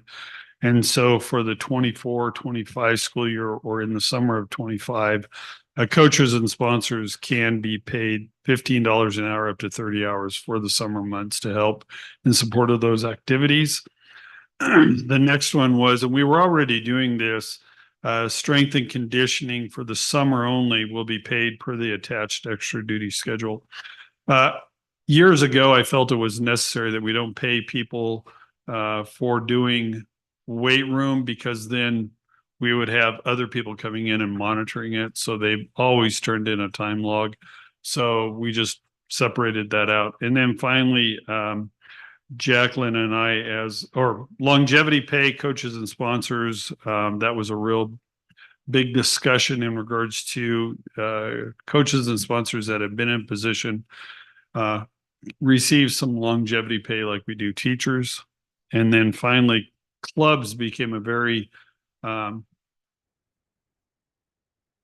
a heated discussion, but just a discussion in general. In-depth discussion. Thank you. Yes. Thank you. Thank you. In-depth discussion. And so Jacqueline and I when we were putting together, we felt we wanted to separate that piece out. Coaches, sponsors, we already have it identified, but clubs became a very unique situation. So hopefully we identified everything, but I'm not going to go through the next 2 pages. That really just addresses all of the questions that committee had. And in that, we tried to make sure we captured what they were saying and then can see the changes made. Finally, on page 5 and 6 will be the summary of the activities and sponsors that will be paying accordingly for the next school year based upon our new index in the negotiated agreement. So does that come out of general fund then? Or does it come out of the activities budget? No, it comes out of the general fund. I have a separate line item that addresses all the coaches and sponsors pay for any of them that you see on page 5, as well as page 6.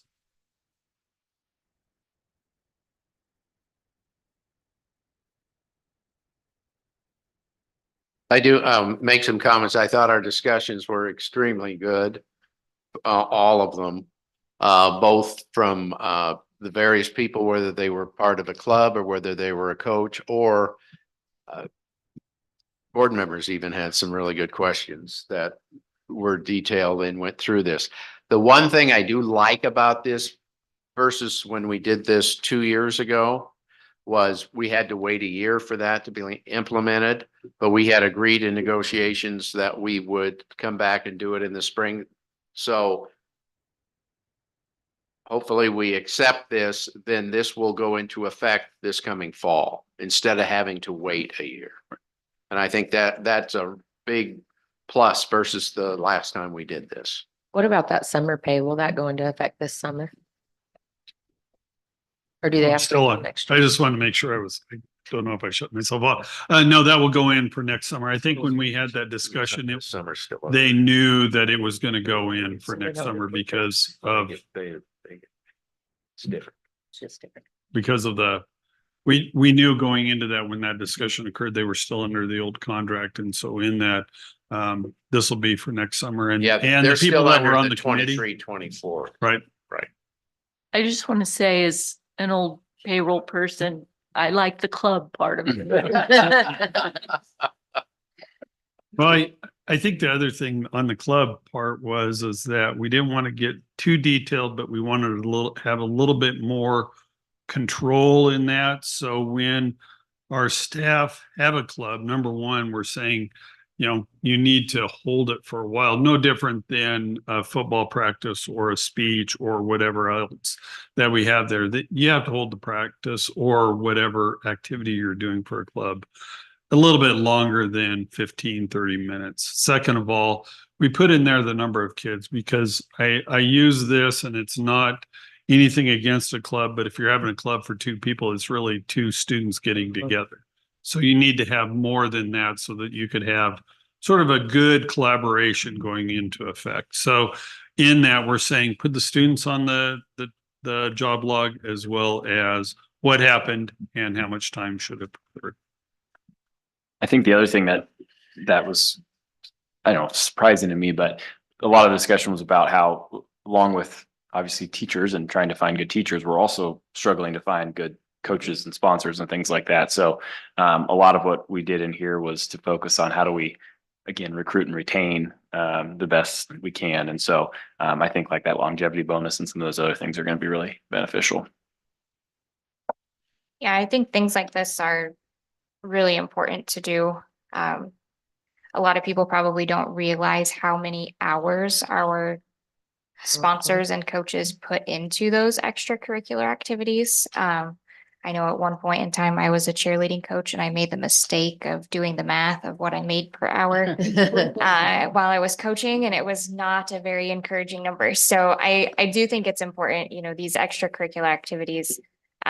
It's important that we have, honest conversations when it comes to budget and those kinds of things in regards to activities. But as far as the people that are heading them up, they're taking time away. If you're a coach and you're spending a couple hours after school every day, that's time that you're not with your own children. That's time that you maybe would have preferred to be at home cooking dinner. And now instead you're grabbing takeout because you don't have time before bedtime. And I think that those individuals make a lot of sacrifices to provide those opportunities for our students. And it is really important that we hear those concerns and that we compensate them fairly for that. So I think this is organized in a way that feels consistent, fair. It's fairly black and white.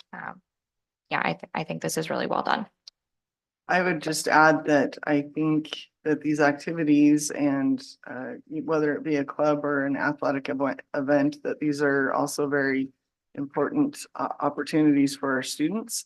And so, if we can retain good coaches or good sponsors, or we can hire them as a result of this, then it just enhances the opportunities that we offer to students. And there's a lot that can be learned through group activities and teamwork and things that don't necessarily happen in a classroom because you're not always competing in a classroom, but there's opportunities for learning and growth with our students as a result of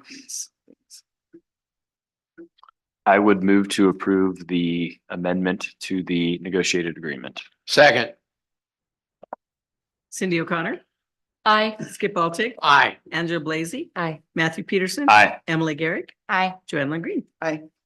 I will get the changes implemented into the negotiated agreement, and then we'll just basically get a new signed document that is now solidified for everything. Rick, you didn't even let me say it passes. Sorry. He's already talking about signing the dotted line. All right, so now we will move on to 11.3, which is request approval for the adoption of new policies 6039, 6040, 6041, and 6042. And just as a reminder, we had the first reading of these at the committee of the whole at the end of May. So I'll turn the time over to Dr. Rhodes to fill us in a little bit more on what we might need to know. So again, these four came about due to legislation that was passed during the 108th legislature. 6039 is repeat of grade parent guardian request. It's divided up into two different categories, kindergarten through fourth grade and then fifth grade through 12. So there are actually three different reasons that a parent can request their child to repeat kindergarten through fourth grade. The first one is in reading, English, and language arts. If that student is 1 year behind upon completion of that grade level, they can request to repeat. Number two has to do with attendance, and if they've missed 50% of the school year from that previous year, they can request to repeat the grade. And then the other one is if that student has been hospitalized for 2 weeks due to mental or physical ailments, they can make a request as well. From fifth to 12th grade, it is strictly attendance, and it's that 50% mark again that a parent may request that their child repeat. So that they have 2 weeks as of the last day of the school year to put in a written request to the principal, and then of course state the reason that they want their child to repeat. That then comes to the office of the superintendent. A collaborative meeting takes place, and we talk a little bit about some of the remedial programs that we have in place if we feel that child should be moved forward.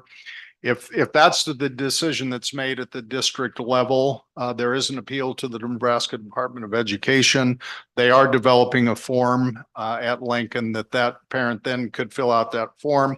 Then it's really up to NDE. And if NDE feels like they've met all the requirements, they'll get back in touch with the district, and then that child would obviously be allowed to repeat that grade.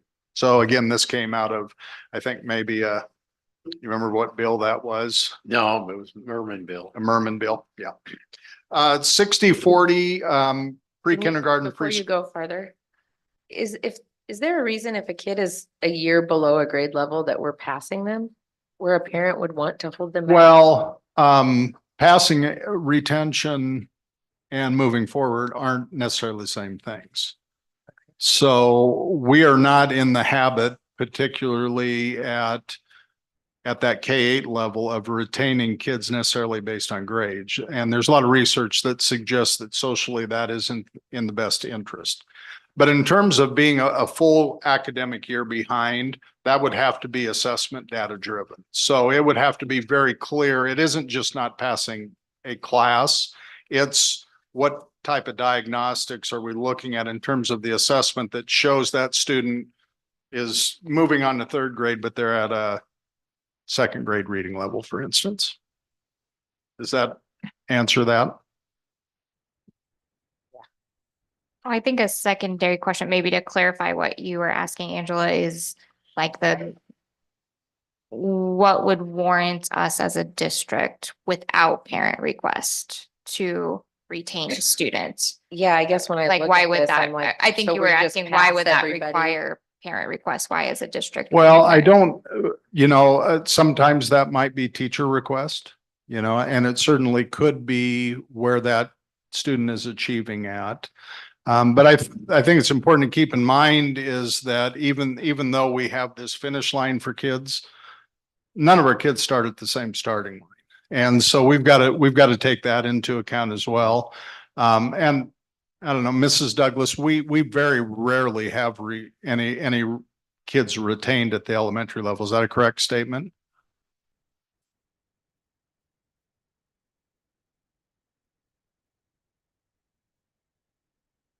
And generally that we take a lot of different data to make those decisions. We're looking at social data. How are they getting along with their classmates?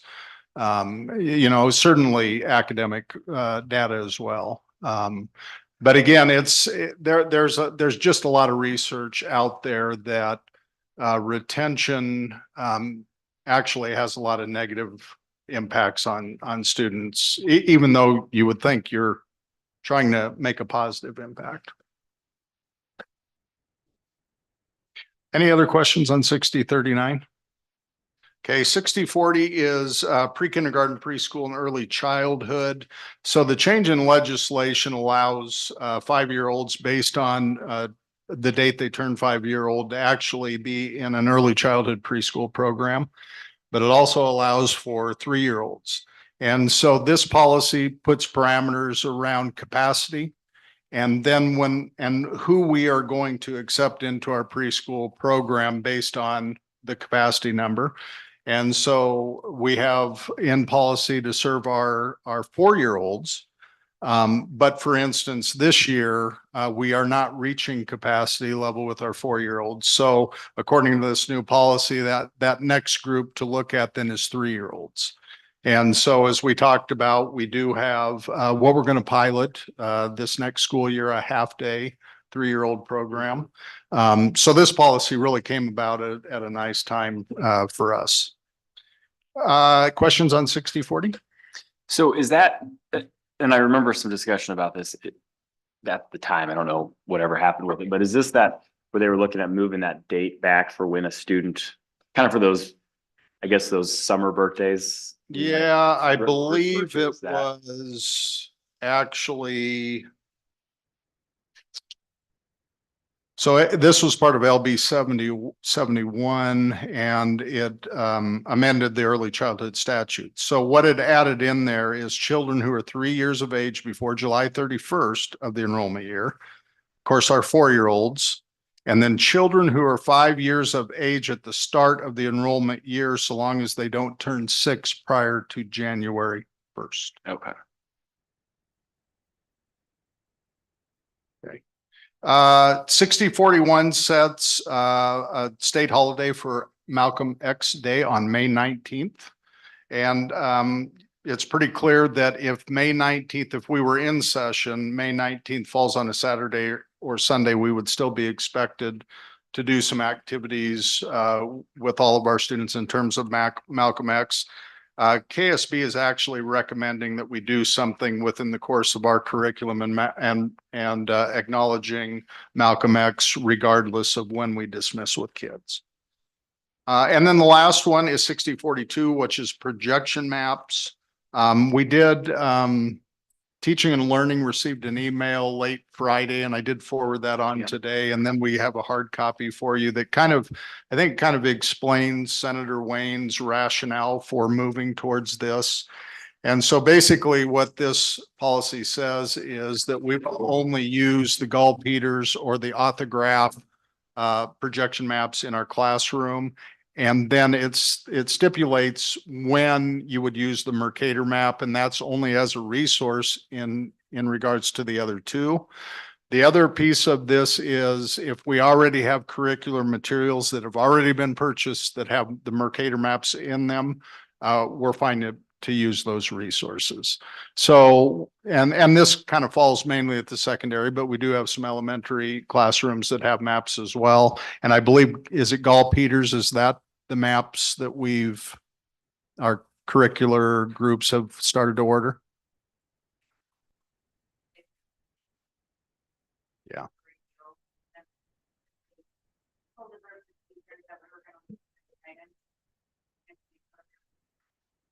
Good. So those are the 4 new policies that came from the legislative session. Are there any further questions or discussion? So if these came from legislation, we really don't, I mean, obviously we're voting on them, but we don't really need to vote on them because we have to put them in, right? You have to approve the policies. You have though. policy, but yes, we have to approve the policy, but yes, we have to do it. That makes sense? No. Let's give them- So we have to have a policy in place, but like, for instance, 60-39. I assume that as a district, we could choose to make those requirements more lax if we would like to, for parents to request to Yeah, retain a I student. would think so, yeah. As long as we're within the bounds. Confines of the law, legislature. yeah. Yes. So that would be, I did have just a clarifying question. I don't know why that policy. I don't know, it's confusing to my brain a little bit, I think, because it's new. So we have a process in place for parents to make that request. Is this policy making those requirements more strict than what we've currently been operating on, or is it comparable I to think, what I we've been think doing? probably what it does is it sets more stringent criteria. Okay, more measurable. Yeah. So really, I think it's probably helpful for school districts to have this in place because it sets, if my student is a kindergartner, here are the 3 reasons that I would have to request a repeat for that grade. And now and we do get parent requests occasionally. We don't get a lot of them, and they can be kind of arbitrary in terms of, based on what the parent feels is the reason for wanting their child to repeat a grade. So I think it's probably helpful in the big scheme of things. Sure. I wonder if there's maybe a rationale or a way that we could put in there some way for that to ultimately come to superintendent discretion, because I'm just thinking if there are circumstances that would fall outside of these, but that would really be a good reason. I'm thinking those students that are like right on the line age-wise, and a parent says, let's send them to kindergarten, and they kind of float by, and maybe they're not a full year behind at the end of the year, but the parent is concerned about them moving on to first grade. I would hate to have a student be put in a situation where they're perpetually behind or immature socially for their peers or whatever that may be. Sometimes, not sometimes, all the time, parents know their kids best. And so my only concern about this, I think it's good to have these specific conditions, but I wonder if we want to have some sort of language that allows additional discretion in case of unique circumstances. I don't know. Primarily probably for that kindergarten through 4th grade. And I would assume that's one of the most likely that's one of the conditions that we see with our kindergartners when we have those requests is probably age, and again, development. Might not just be age, but social development. I don't think this limits anyone's ability necessarily. This formalizes the request process, but I think we would still have conversations if it doesn't fit into one of these criteria for our kindergarten through 4th grades.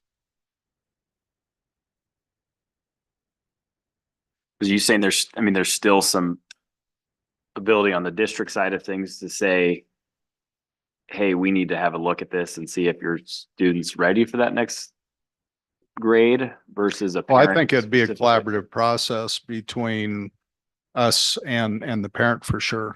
Because we most likely would be maybe seeing the same things that they're seeing as well. Yeah.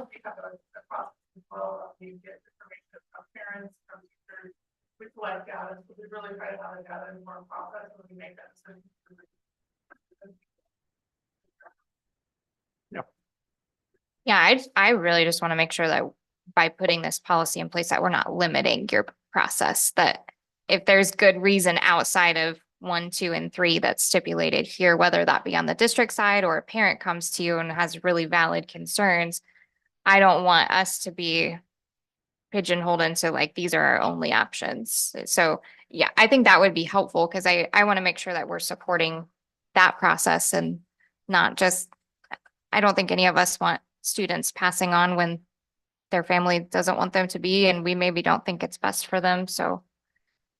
Yeah. So are you wanting to table 6039, or are you thinking that we'll approve it with consideration for maybe updating it after we get further information? I would imagine we need something in place.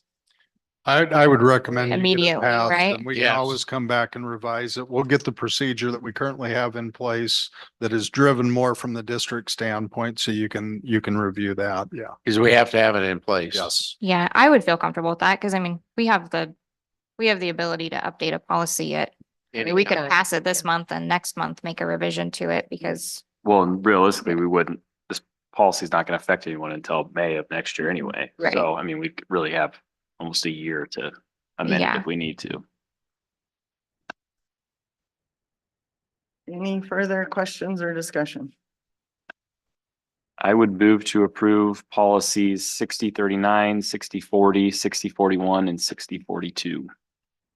Second. Roll call. Skip Altick, Aye. Angela Blaze, Aye. Matthew Peterson, Aye. Emily Garrick, I, Joanne Lynn Green, Aye. Cindy O'Connor. Aye. And that passes. So 11.4 has been tabled. We will move on to 11.5. And that is the request of approval to reaffirm board policy 5018, which is the parent and guardian involvement in education practices policy. So state statute requires that we hold the public hearing, which we did. And then just that we reaffirm the policy as is written. Correct. Is there any other questions or discussion on this policy?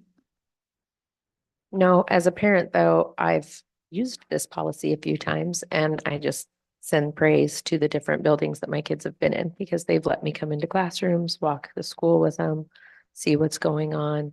The teachers and administration have been very open and welcoming. So it's a And great policy. this policy is also another one that will be changing within the next year due to legislation. So Yep. That is correct. we'll just put that out there right now too. So I would move to reaffirm board policy 5018. second, Second. Emily won that time. Yep. Okay, Roll call. Angela Blaze, Aye. Matthew Peterson, Aye. Emily Garrick, I, Joanne Lynn Green, Aye. Cindy O'Connor, Aye. Skip Altick. Aye.